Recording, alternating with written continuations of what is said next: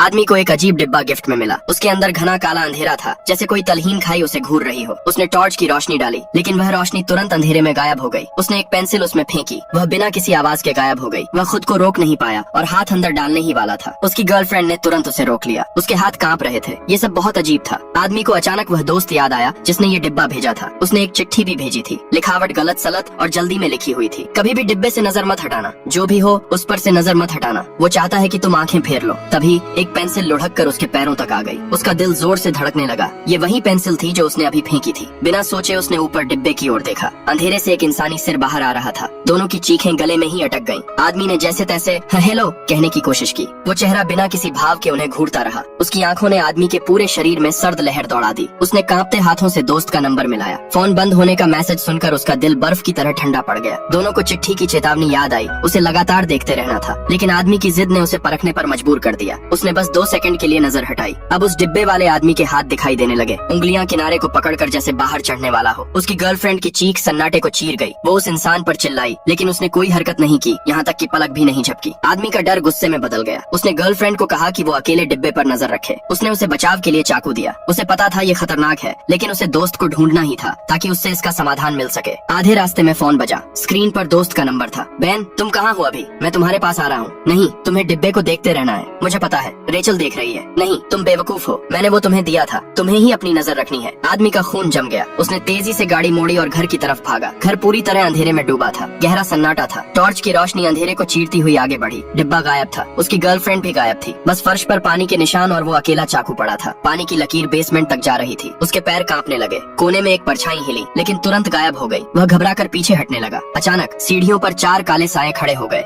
उनसे पानी टपक रहा था। उसने तुरंत पीछे मुड़कर देखा। डिब्बे वाला आदमी अब पूरी तरह बाहर निकल चुका था।